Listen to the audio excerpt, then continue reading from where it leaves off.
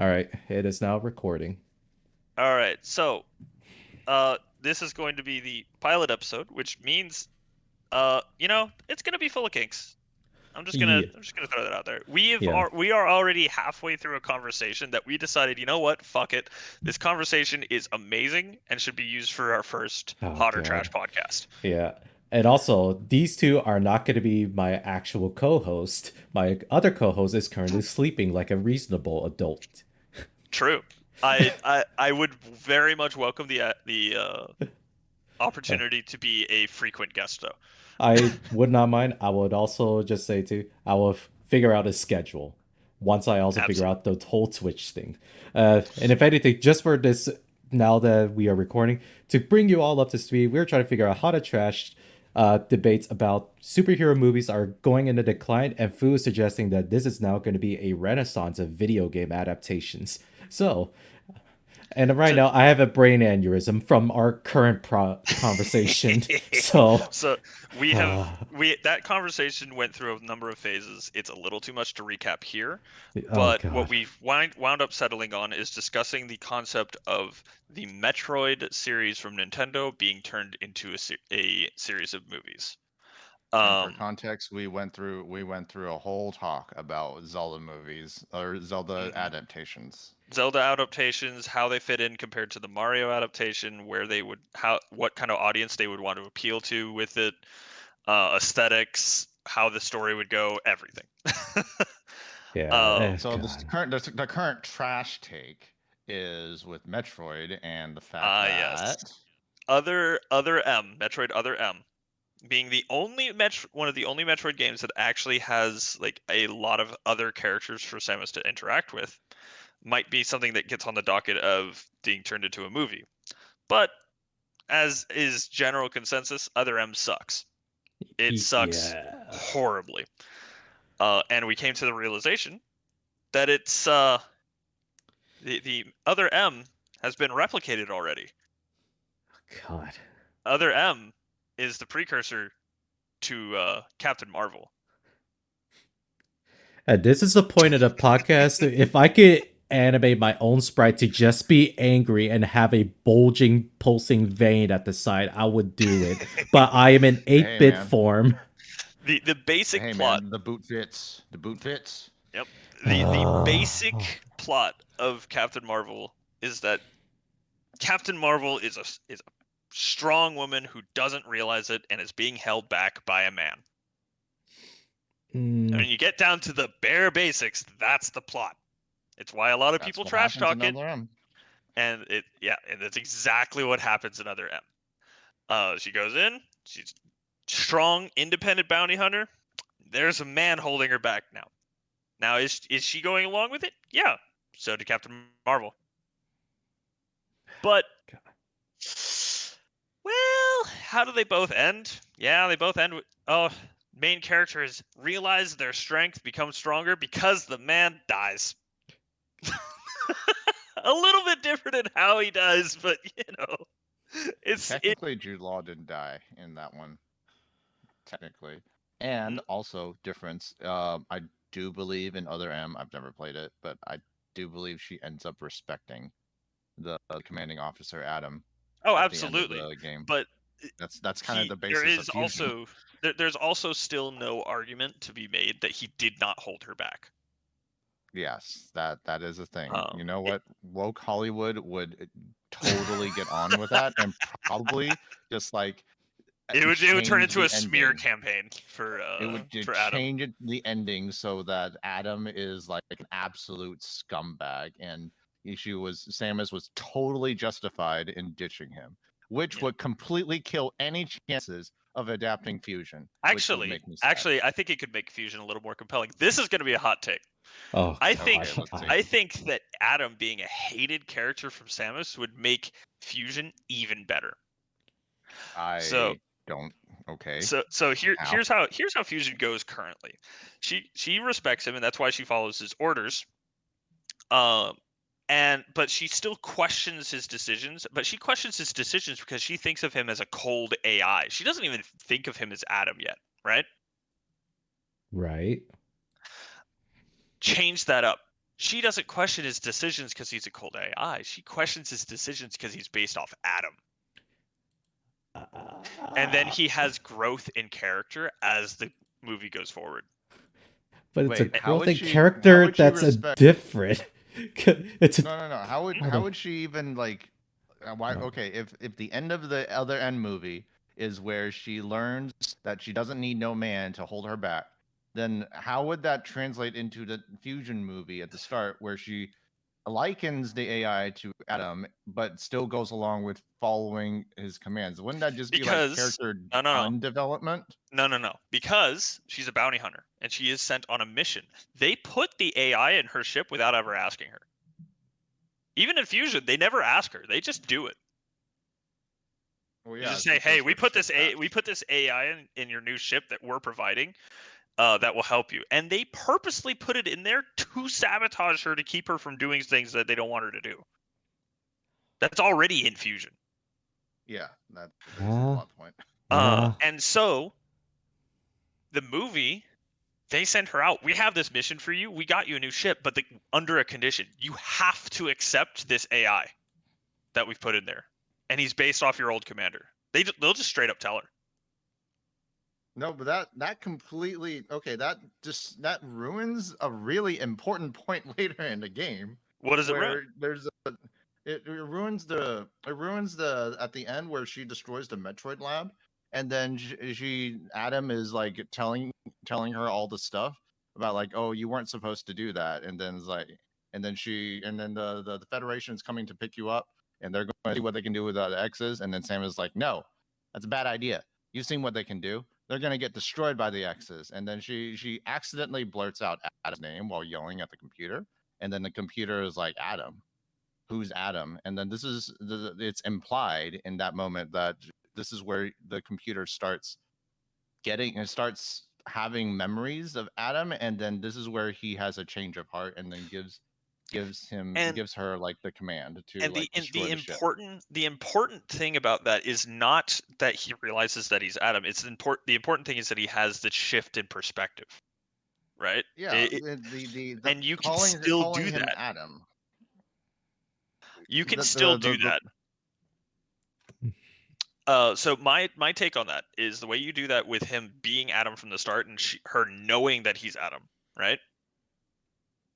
Well, she Uh, likened him to Adam already from the very start of the game. right. And no. I mean, from in the movie perspective, where she hates Adam, right? Mm-hmm.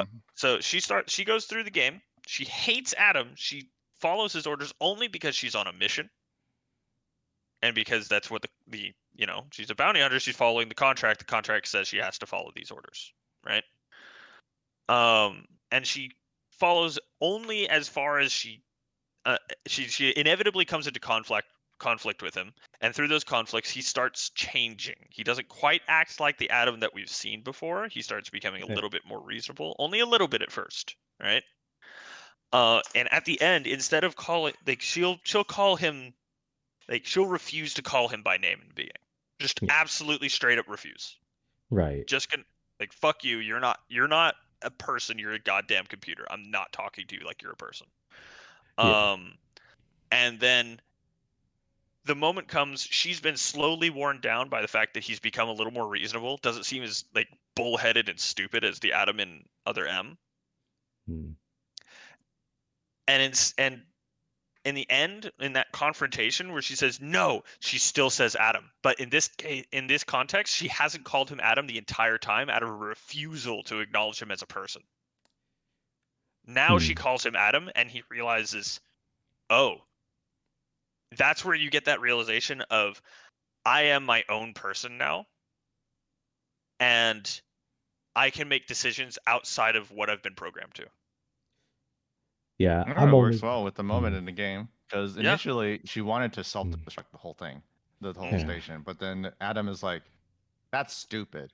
What you should be doing is setting the station onto a collision course to the planet and thus destroying the planet as well." Exactly. So I think that works really, really well there, right? It Hmm. could, yeah, I can And see it now. I think that makes even more interesting interactions throughout the movie with her and Adam. Because instead of just being this cold, logical computer, he's behaving like her asshole commander from before, and then Ooh. slowly becoming less assholish over time. Ooh. Ooh, ooh, ooh, ooh. You know, in that Um, case, because I'm mm, trying to think of how on earth are you going to fill an entire movie with Metroid when there's so little you can even fill up with, right? Mhm. Because most of Metroid is all gameplay.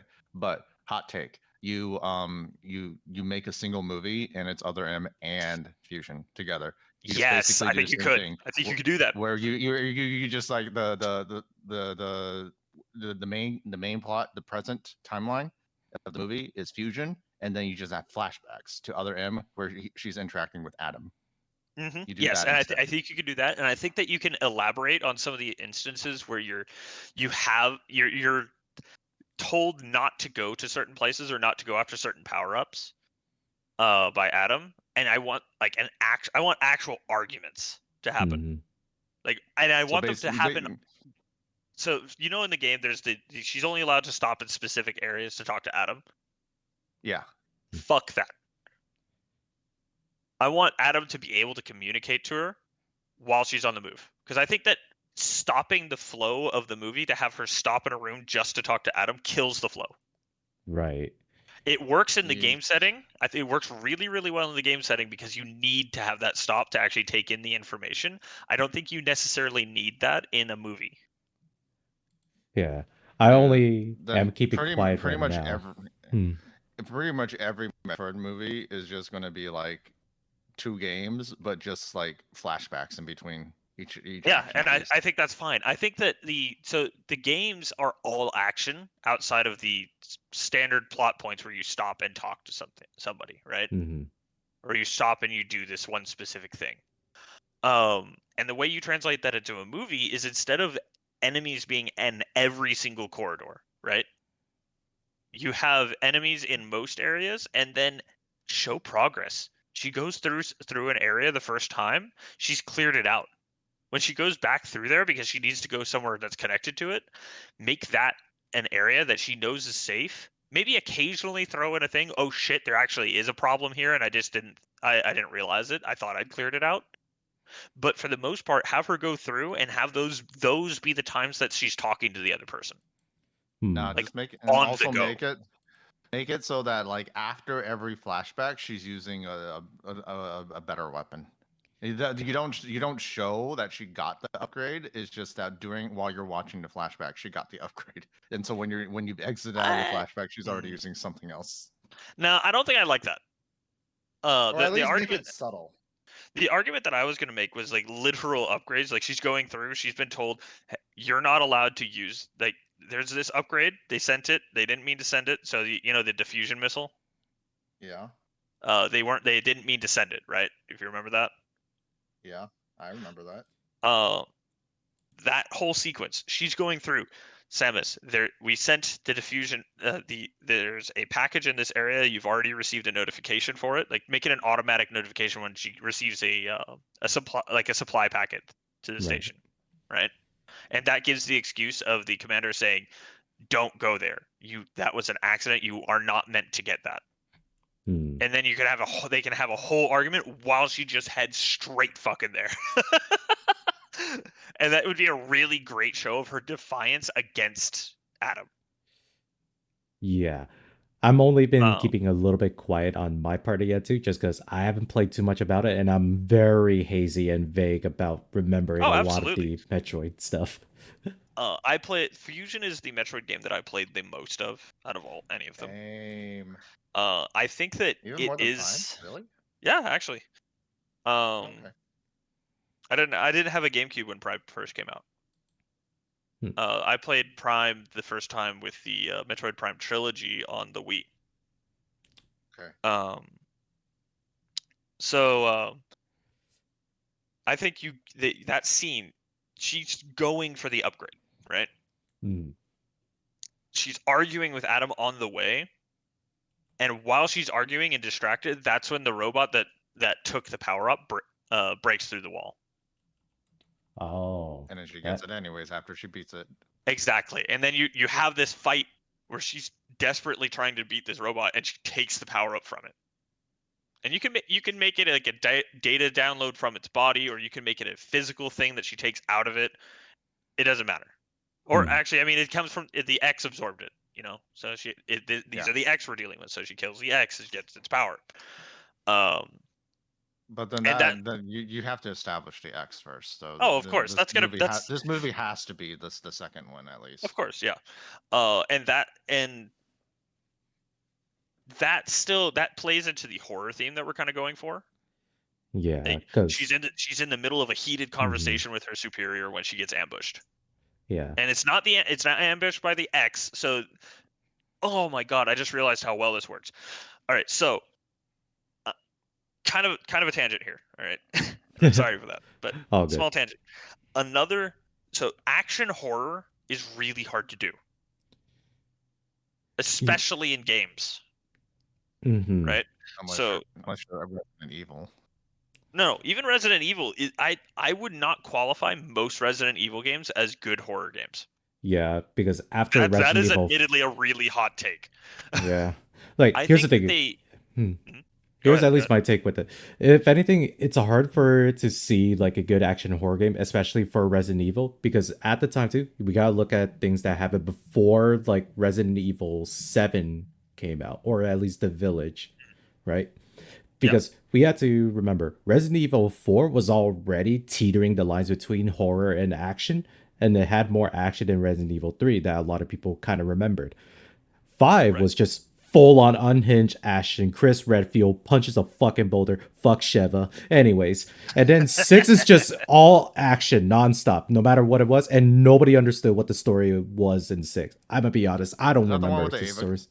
Is that Mm. is that the one with the Ada clone, or was that 5? I don't remember. I'm gonna be honest with you. So the point I'm getting at there. So action horror games are really hard to do because the moment you try to make a big scary monster, but then give the person who has you give the character the means to defend themselves, it diminishes the horror significantly. Hmm. So Resident Evil, when you have a gun and you know you can shoot the zombie, it doesn't impact as much.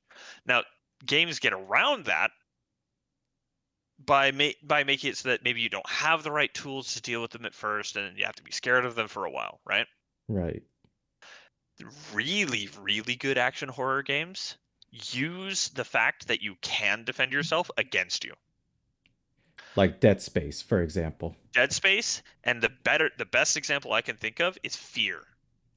Oh, actually, damn it. That reminds me. The Was the there a first live action movie for Fear? No, Oh, not okay. that I I know of thought there anyway. was. The first Fear game, you go in, you're a badass, you have all these guns, you're really strong, you're beating up everyone, and Alma Wade comes in and you can do absolutely nothing. Yeah. For disclaimer purposes, for people that are confused, we are talking about Fear 1. Yes, please, for the love of God. Fear the Extraction Point, the expansion is also really good. Hmm. So the premise of the game, psychics exist and they're really Hmm. powerful and ghosts are real. I'm not Yeah. going to get any further into it than that. Honestly, that's uh, all you really need to know yeah, going into that's Fear. not because that's not the main topic here. So you go through and you're fighting soldiers, you're fighting even like supernatural soldiers, and you're beating them because you have guns and you have your own supernatural powers and you're really good. And it gives you this sense of like power. And then anytime Alma gets involved at all, Alma being the primary antagonist of one, um, you can't stop her. You can't hurt her. You can only run. And it makes the horror of running into her much more impactful. Yeah. Um, That's Metroid, literally just SAX. exactly. That's the point I was getting at. Metroid Fusion does the same thing. You go through, you're fighting all these things, and then you're a badass. Even though you've lost most of your powers, you're slowly getting it back. You're strong. You're fuck everything. You're gonna beat the crap out of it, right? Hmm. SAX show up and you can't do anything. You can only hide. You can only run. God. There's nothing else you can do. And the fight scene with the robot that take the power up builds into that even more because it's a big fight. It shows off Samus's power. It shows off how strong Samus is and highlights how powerless she is against the SAX. Yep. Ooh. I got a hot take. Brian, you'll like this. Okay. Okay. That's debatable. Okay. So if we do the first movie, okay, we do the first movie of Metroid, it's going to be an adaptation of like possibly the first 3 games, and then it's Mhm. Zero Mission with interwoven with flashbacks to Samus's Hold background, so that we can I'm understand I, her I'm background. I don't know if you can do this, Brian, but I'm going to pull up a timeline of the Metroid games real quick because that's Oh. actually important for what he's talking Anyways, about here. so Mhm. here's my hot take, right? I can Because do the that. whole first movie is gonna have to deal with the baby Metroid as well, Okay, we're good. right? So now have Wait. John Favreau direct it, because it's basically Mandalorian. Okay, that's Because funny. you have the main protagonist who's wearing a helmet most of the time, and Oh, the okay. most significant connection with the main character is with the baby. And it's a sci-fi setting. John Favreau's handling of Mandalorian. It's perfect. Okay. There's a problem with your idea. I I want to hear Scott's first. I want to hear All right. yours first. There's a really glaring problem with your idea. The timeline is going to be so fucked with you trying to do it that way. Because the timeline But of the Metroid series goes Zero Mission and Metroid 1, Prime, Prime Hunters, but we could probably omit that because it's not really relevant to the rest of the plot.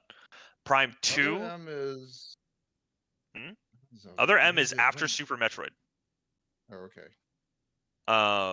So we have Zero Mission, Prime 2, Prime 3, Prime Federation Force doesn't matter, Metroid 2, Yeah, I know the and timeline. I know the then Super timeline for the Metroid. Metroid series. But if you wanted to make the first movie be Zero Mission, Metroid 2, and Super Metroid, you would have to skip the entirety of Prime. Basically, yes, but you can still adapt Prime, because how relevant is it that Prime is in its place in the timeline? How important is It's it? relevant in that it's okay. So Because I'm suggesting you move the Prime plot to like somewhere else in the timeline if you're making a all movie right. adaptation. So there's Just the sake of like for the sake of ease of just taking the important part, right. I know the why it's important, right? recognizable. Okay, So why?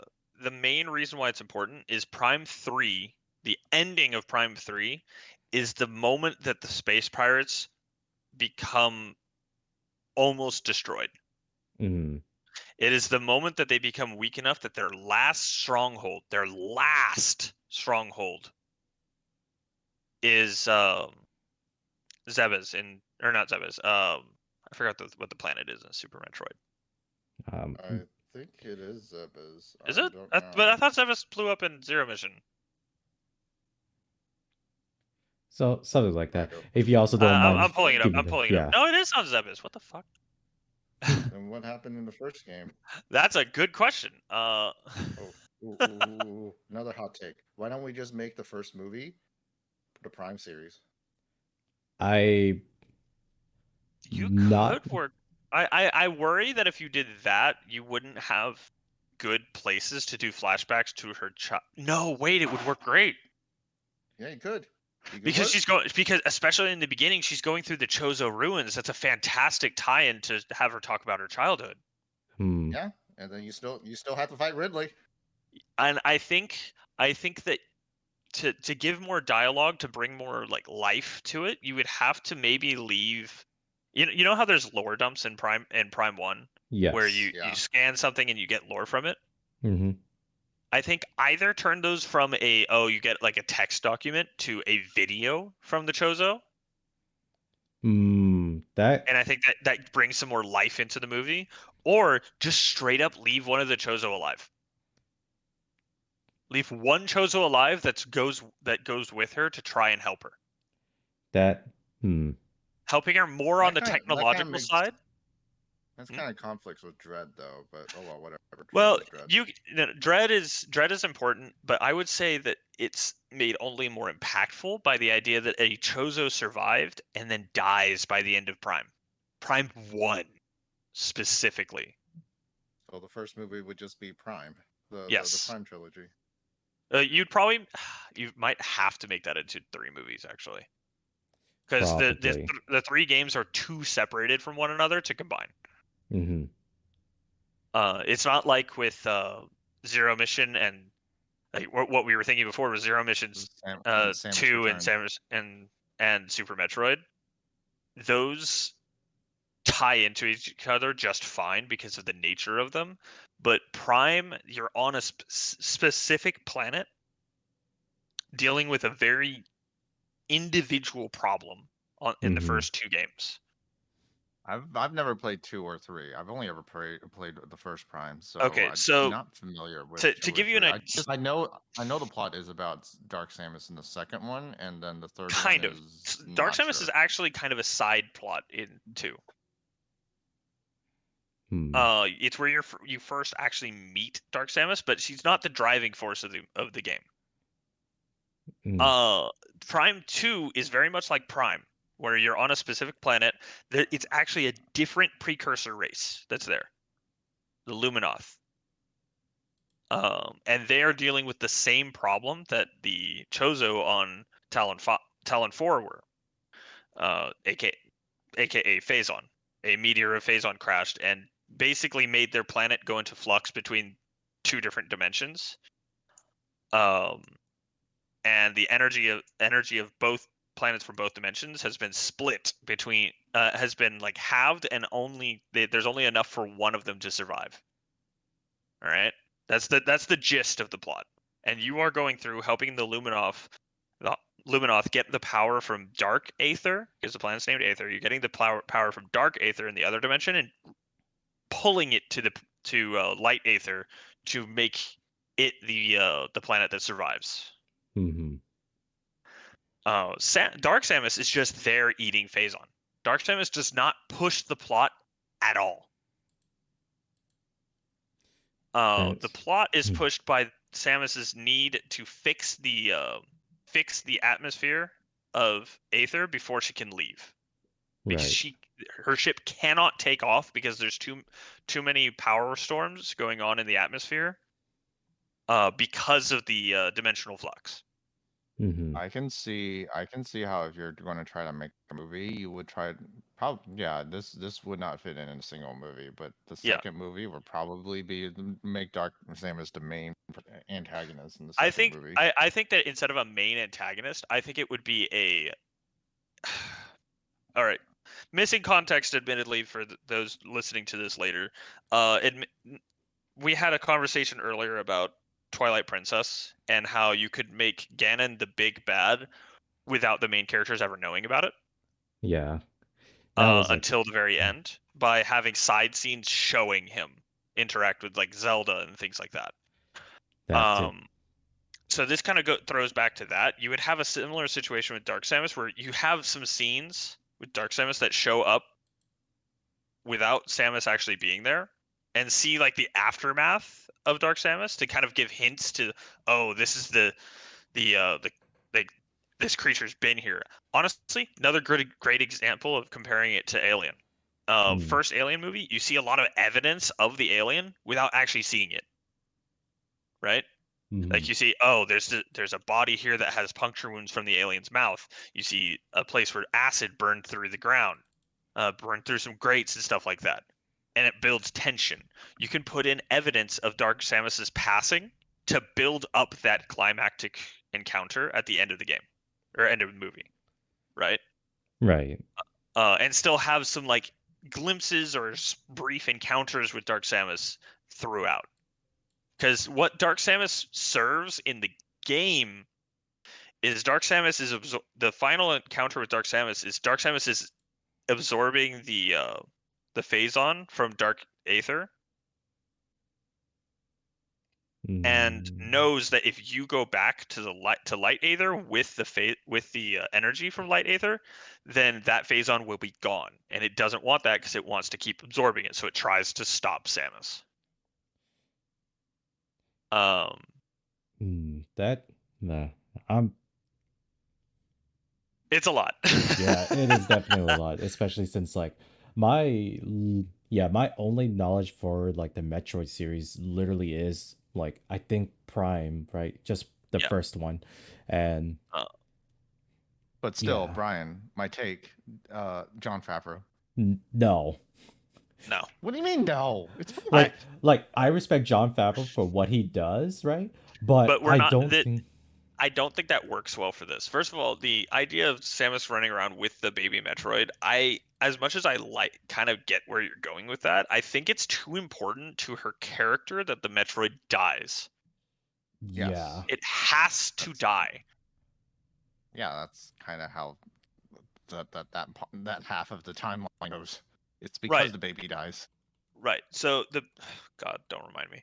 Um, but the Metroid dies, and we're gonna ignore the weird like mother attachment that she has in Other M, and hmm instead look at the other games and how she reacts based off of that to say, oh, in Fusion, for example, she operates off of almost a feeling of like gratitude and regret over the idea that the Metroid has saved her again. right. So it saved her from Mother Brain, and then it saved her again by providing her a means to combat the X in Fusion. Yeah, I think I do like the plans too. But if anything, right now, I think that we could conclude to that we actually do have like a lot of things that Metroid can really work off of, right? Yeah. Now, Yeah, but they So still got to make sure the Mario movie works well. Otherwise, true. the yeah, Mario movie bombs. yeah, None of None of this this is will happen. going to happen. yeah, yeah. Oh, I and mentioned before about a couple things too, where like we were also trying to list out like different directors that would do such. Fu over here forgot to do introduction for you. The one that are very far away from me, that is Fu, and the one closest to him is Scott.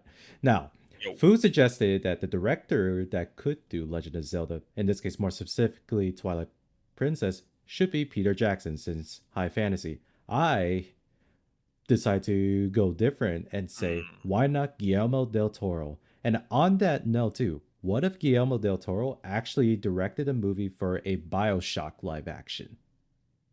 I'm not. Bioshock. Hmm. Because I'm remember, not he sure. did I'm not because sure here's the thing, he did actually made a movie called The Shape of Water, which I heard was actually a really good movie if based weird. Yeah, on it won an Oscar. yeah I think it had some Oscar noms. Well, all right. This is gonna true to the show, to the name of our podcast here. This is gonna be a take. Whether it's hot or shit, you'll have to take. You'll have to kind of figure out for yourself. Oscars ain't worth shit. yeah.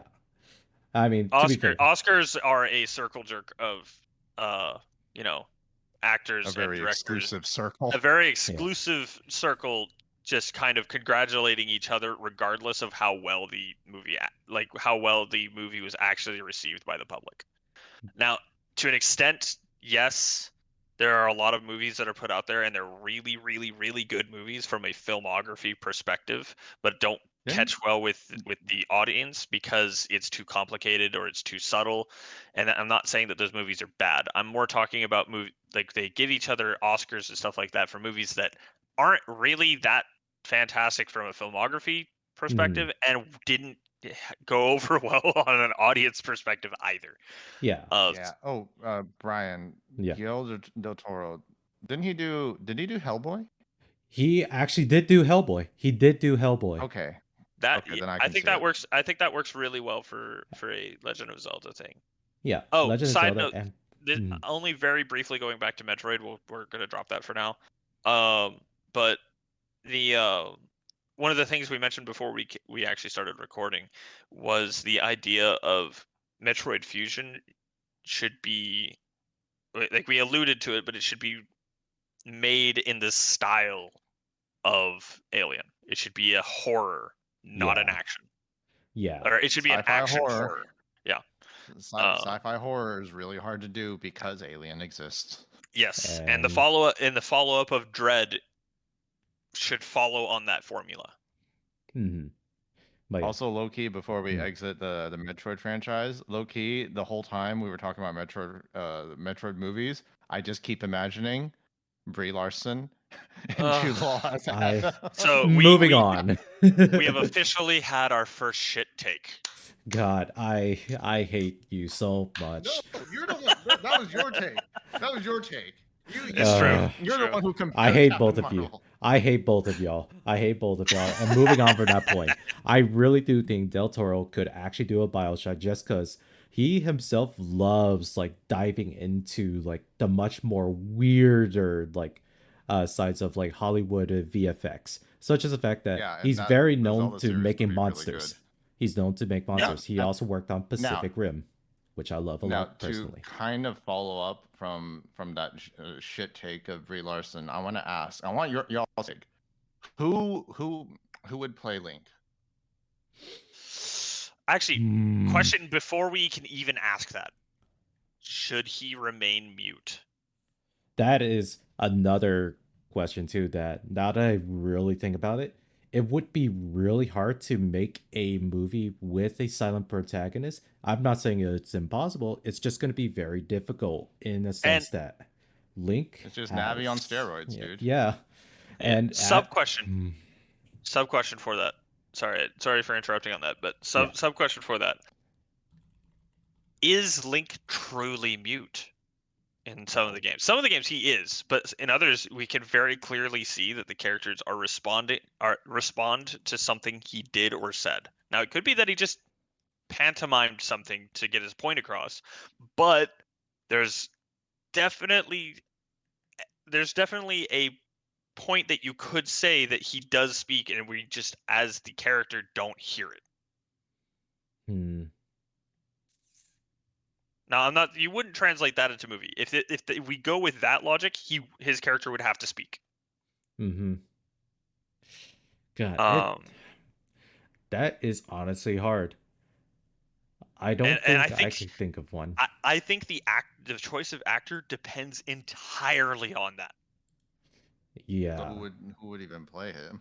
If he was going to be mute, well, first of all, I side don't, note to hmm, people who are just tuning who are just tuning in, who are watching this and missing context, we decided that on the idea that it would be best if Legend of Zelda was animated and not yeah, done live action.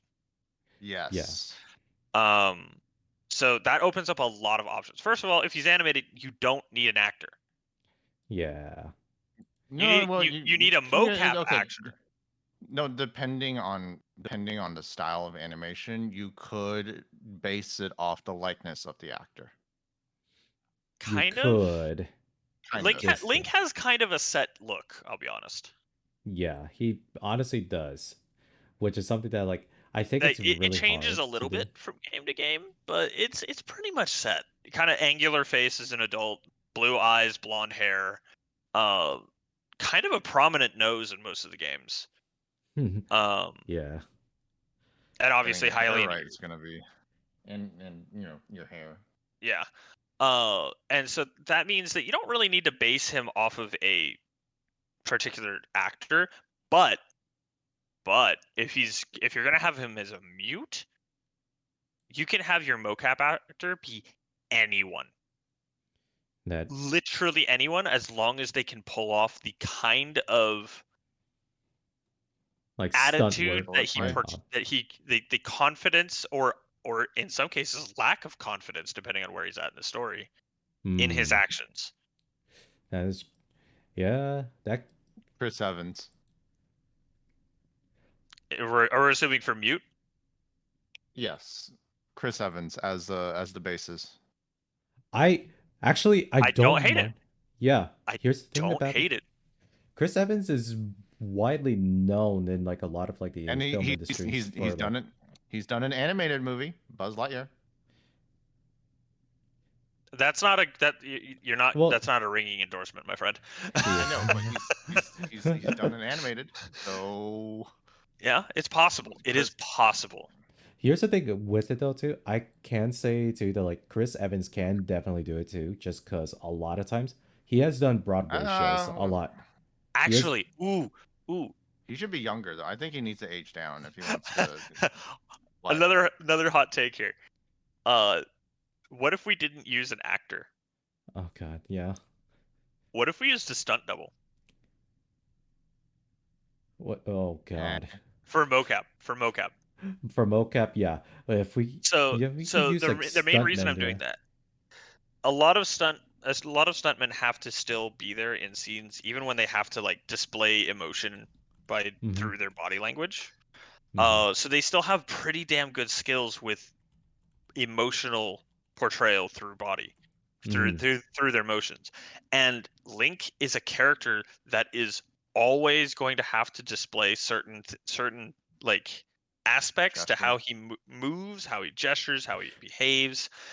Uh, and he Andy has Serkis. and and he has to show progress as a warrior. No, here's my thing. Andy Andy Serkis. Serkis. No. No, here's the thing. He is a legend when it comes to like mocap capture and also like But just he's be able to too No, he act through does. He body does. language. I know. I know he acts for body language, but the thing that it doesn't fit well is because he does his famous roles are Golem. He's Mhm. also done the what was it, Caesar from Caesar. the more recent Planet of the Apes, right? He he did does Venom. humanoid, very humanoid creatures. All He right, did this is he an did actual. he did Venom. He is I, also I, the you know the guy who sets off the bombs in Black Panther? Yeah. yeah. That's Yeah. him. God, I So uh he does well with characters that are almost like human. Yes, they're kind of caricatures of mhm. humans. Yeah, With that's his motion style. capture anyway. Yeah. Oh well, that was just me. You Mhm. need a more orthodox human ish actor for Link, Mhm. and trained swordsman too, possibly. I wonder if Henry Cavill wouldn't mind picking it up. I know I he's gonna pick up like Warhammer series, which I'm also kind of is psyched for, I don't think but he fits. I don't I think think he he's fits. too buff. He's And I too think buff yeah. to be he's too Link. buff, and also the other problem is he's too confident. Ooh. Yeah, So here's he needs a subtlety. He needs the subtleties of yeah. like Chris Evans. So here's the main problem. Um, with casting this for a mute Link, he has to be he has to start off as very not confident, right? Mm-hmm. Yeah, because how are you going to portray the hero's journey if you're already Yeah. confident from the get go? So he has to portray himself as not confident, which by the way, this also means the director has to be fantastic because this is hard to pull off. Yeah. Especially with if he's mute, you have to pull it off with just motion. And that's really fucking hard. Hot take. Tom Holland. I was I exactly thinking that. don't hate it. I think that actually might be good. I No, was thinking exactly that. That was like Uh, what was running through because my he head. definitely knows how to do the awkward situation. Um, No God offense he help can us to pull on off God confident. God help us on the spoiler situation, but you know, it I is was what it is. like you just need to make sure He that can you pull off. pair him up with a professionally trained like British actor that's literally his chaperone at that point. Yeah. Yeah. Zelda. Whoever plays Zelda. Ah, that could work. That could work. Yeah, we'll figure out who Yeah, the Oh, why? other. side note, Midna, you know the actress who this is gonna be this is gonna be a hot take. The actress who plays Natiri, Uh huh. Wait. Who? Natiri in Avatar. Wait. I the name. You talking Blue Describe. Describe. Avatar or Blue Describe. Avatar. Toad? Who Oh, the Okay. hell talks about? First of all, what name is Natiri for the animated series of Avatar, and I who don't talks about the know. live action Avatar? I No don't one know. does. Wait, Zoe Zalanda? Yes, Her? I think her That's for Midnight. who? Midna. Oh, Midna. She's too tall. It does for adult Midna, she's perfect actually. But for Well, okay, yeah, sure. she's not going to be motion captioning for. She's not going to be motion capping for Imp Midna. No one is going to be doing that for Imp Midna. You can't. And also Golem other was at forms. least mostly human Mhm. looking. Imp Midna's too far removed. You Yeah. can't. I don't think it's a great fit for like character typecasting purposes because she mostly plays really like serious characters. Like even Gamora, even though Guardians of the Galaxy is really funny, but she was serious as like as a straight man, the straight man character in that comedy. You can't call her the straight man because the straightest man in that is Chris Drax. Pratt. No, it's Drax. Okay, never mind. Okay, fine, whatever. But no. Drax is just a Sigma but man. but like Imp Minna is known and For being beloved by snarky. the people for very snarky and also kind of a troll. So Not just I a don't troll. She's think honestly cruel, but I think that I she don't could think pull it off. I don't think so. I more know her for more serious characters. Like even in Star Trek, in Avatar, in Guardians of the God, I forgot Galaxy. about the Star Trek movie by J.J. Abrams. I'm not gonna lie to Yeah. you. So she's more like she's more of a grounded. Plays more grounded characters. Like I said, it's also up to the actor's job to try their best to like portray it. But then again, if this is Nintendo just choosing their cast, they chose Chris Pratt for Mario. So you know what? Go for it. You get a point, yeah. They chose But Seth Rogen for DK. Go for it. They chose Look, Jack Black for So- Bowser. Go for it. So there's a few reasons why I was going for Zoe Saldana. One, I think she actually could pull off the mocap for adult Midna. That's important. You need to be able to do that. Yeah, but you don't have to have her be the Imp Minna as well. But her voice would be. It's gibberish. If you're gonna make the movie, they're not gonna be talking in gibberish, dude. Well, it's kind of the gibberish sound made it exotic in a game, but okay. That's why you need. Okay, so that's why you need a actress that can talk in an like either naturally has or can talk in an exotic accent. Okay, fine. I suppose. Because we can't have it be gibberish. That's not going to work out. You cannot have a AAA title where one of the characters just talks in gibberish the entire time. You either have to build an entire fucking language, like they did with Avatar, or you have to have them speak in a language we can understand, but with some kind of accent to make them exotic. And bingo bango, the second one's a lot easier. Yeah. Nobody wants to put that much effort into making an entire fucking language for a video game movie. Yeah. It ain't gonna happen. Yeah, God. I think I remember too that like didn't she also like actually learn how to speak Klingon as well? I think so. I believe that was the case. I think so. Yeah, or I remember like she actually took the time and effort to like actually learn like some of like the phrases and languages for like a couple of scenes that she would actually speak it. So I think the other thing that you're mistaking here, Fu, is mistaking the idea that because Midna is sarcastic, like what was the word I used earlier? I honestly don't remember. It's getting to that point of Trollish? late. I can't tell. No, you said trollish. I said something else. It wasn't sarcastic, but it was kind of close. Snarky? I don't remember. Oh, But well. she just because she's sarcastic or like cruel, almost cruel, does not make her not a serious character. Midna is actually a very serious character.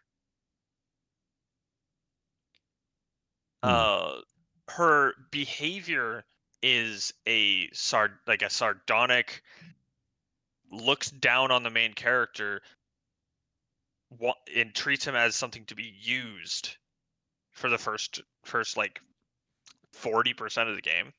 Right. Honestly, closer to 50%. But even during that, she is the purpose of her doing that is to rile him up to get him to do what she wants him to do.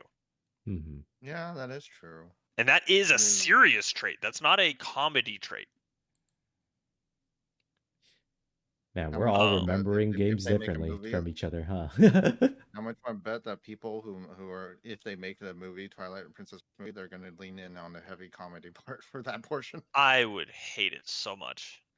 It's God, gonna man. I happen. think throwing in little bits here and there are fine, especially like when Link's first transforming into a wolf, show his awkward like trying to control himself. Shit, make his tail like come out and startle the shit out of him. I think that's fine. I think those are good for humor, and they are Hmm. also still developing the character of Link to show like he's out of his element, right? Hot take, make that sequence really like creepy, like OG Pinocchio transforming into Donkey creepy. Do Oh, that. oh, God. Ooh, I don't know about that. Traumatize the Mm. kids. Traumatize the Well, first kids. of all, Just remember go for we're it. aiming at young adults for this movie. So Yeah, it's not as bad, but I Uh, remember that scene vividly. Like, not the that cartoon scene series, the fucked live me up. action Pinocchio series that happened. That Oh, yeah. shit is scary. I haven't seen a live action. I'm still on the And it's like, opinion that the animated one is more traumatizing. no. Like, there was a live action before, like, the ones that you see, like, in, like, modern, like, years, like 20 or 2010 and whatnot. This was back still, like, in the 90s. Like, they did a Pinocchio live action. That shit is fucking traumatizing. Yeah. Well, So, but still, my point here is so all right. The like the character of Midna is inherently a serious one. She's out for revenge. She is out to either like save or put her people out of their misery, right? And she mhm, does not care who she has to use or who she has to go through to do it, and she does not like distractions. All of that shows in how she pushes Link to do her bidding, and how she cajoles him into doing her bidding by essentially holding his friends hostage and telling him that the only way that he's going to be able to save them and keep them safe is by doing what she wants, right? mhm. I'm just That imagining Zoe Zawanda just like pushing whatchamacallit, uh Tom Holland now. that is a funny image. God Um, damn. but you see where I'm going with that then, yeah? Yeah, The Mhm. yeah, like yeah. I When you think she explain it that way, actually I can fits see really it. well. All When Um, you right. put it that way, then yeah, I could see it. as for Zelda, I have no goddamn clue. Yeah. Emma I think at Watson? that. Emma Watson? No, never mind. She's too young. Yeah, I Ah, don't think Wait, so. no, no, Oh, no, she's fuck she's the it. not same too age. young. It's not too young. It's I'm not sure. I Either. haven't seen her in enough outside of Harry Potter to tell you. I'll be honest. I've seen her in Beauty and the Beast. I wasn't impressed. Ouch. You know what? Just throw it in there just because throw in Zendaya. I don't care. Zendaya? You know what? Go for it. I Go need to for it. what's the spelling? I need to see a face. Zendaya. Zendayh. It's Mary Jane from the No Way Home The and newer the ones. Tom Holland stuff. Hell no. What do you mean? Hell Not no. not We just no, got it. but We got. hell no. What do you mean? She doesn't fit the character. What do you mean you don't? If you can cast who they chose to cast for Tinkerbell in the upcoming Peter Pan, you can definitely do Zendaya as Zelda. They even both start with a Z. No, not for a different Zelda. Yes, you could, but Hmm. not for Twilight Princess Zelda. Fair enough. Twilight Princess Zelda is a serious, like, no jokes, no Regal. laugh attitude, She regal, is very, very regal. regal, ice cold noble. Emma Thompson. Perhaps. Nah, Well, she's too old. She sounds too old. Oh yeah, no, she is too old. That's well, we tried Way too there. old. yeah. Uh, But so we're talking like she is actually an ice queen. mm-hmm. Kira Uh, Knightley. Kira Keira Knightley, you Knightley. see? Yeah, Pirates. Pirates of the Caribbean? Elizabeth Swan? Maybe. What was the Especially if we're latest going thing for that a she kind of worked if for? we're trying to go for like a little bit of a British bent, I think that works really well. What was the And some last movie action. title? Hmm. Yeah, and some action. And like you have to go with this cold approach, and An also Ice still Queen be kind of able to approach. an ice queen, but still throwing in that willingness for self-sacrifice, Hmm. right? I'm gonna Because also Yeah. say I still think Ocarina of Time is a better choice to adapt the first Zelda movie in. I think as a standalone thing, you are absolutely correct. I think that in the context of the movies that they're making right now, I think that Twilight Princess capitalizes better to get more audience. Hmm. Yeah. It's it's just easier to work with Ocarina of Time. I mean, if you're doing a 2 movie format, then I it's just much I easier. so I don't really And I agree Zelda's a with the more okay. And here's my take, because Zelda is a more active character in Ocarina of Time. Zelda's a much more active character, so it ties in with the name of the franchise, right? A lot all right. better So than Twilight we already Princess covered does. that though. We covered that with Yeah, I the know, Hmm. I know, idea I know, I that know. we would show as well. The anybody listening doesn't, because we covered it before we started recording. Yeah. We covered the idea of that for Twilight Princess as show some side scenes with Zelda being dealing with Zant, and have an after credit scene for the first movie showing Ganon, Yeah. That. and then Yeah. having Ganon confront Zelda, and have that be the tie into the second movie. And the best part about the idea of using Twilight Princess for this, so in Ocarina of Time, you have the singular problem with Zelda of, yes, she's very Which involved, but she is absolutely in the first movie entirely a damsel in distress. Right.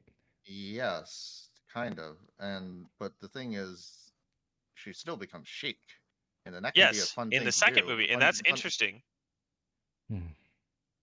but it's Oh, also one of those oh, things that can't be revealed to the audience in the beginning. Yeah. You can't you have can't some like. reveal it. You can't. Well, yeah, obviously you can't reveal it, but people already know. A lot of people do, but remember, Yeah. we're talking about a broader audience than just people who actually play games. Yeah. Yeah, I know, but then that didn't Like stop the me. I'm kidding. superhero I'm a genre. fucking nerd.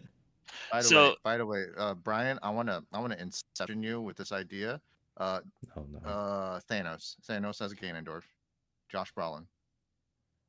I could see it. Or actually, no. There's. Is he does no, I don't actually. Sorry. The more I thought about it, the more I don't like it. I think. Ooh. Ang? Oh, Ang? Then? no. We said his name earlier. Uh, Uh, Really? Who? Witcher. Witcher? Oh, Henry Henry Cavill. Cavill? Henry Ooh. Cavill as Ganon. I wonder Ooh. if he would be down to play as a villain. That would I be fun. I think In he the would Zelda make a series, fan. I think he would make a fantastic Ganon. he's already Oh, been a villain. Mission Yeah. Impossible. oh, Yeah. that's right. The iconic of reloading biceps. Yep. God, I. Anyways, moving on He's from got the that. build for it. And he's Yeah, got the build for it. He's got the voice for it. He has the deep voice, and he can make. And if he took a more foreboding turn in his tone, I think he would make an amazing Ganondorf. make him actually be in charge of like a lot of like some of the creative direction because I know for sure that guy will just read up on it before working on the True, project. he would. But They're what we gonna were have to saying manage about, egos. Mhm. The Twilight Princess versus oh Ocarina of yeah, Time, oh and then yeah.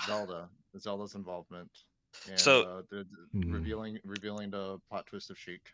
here's my argument on the Zelda situation between Ocarina of Time versus Twilight Princess. All right, Mhm. you are absolutely correct in that Zelda is a more active character in Ocarina of Time, but most of that activeness, when she's actually known as the character of Zelda, is being a damsel.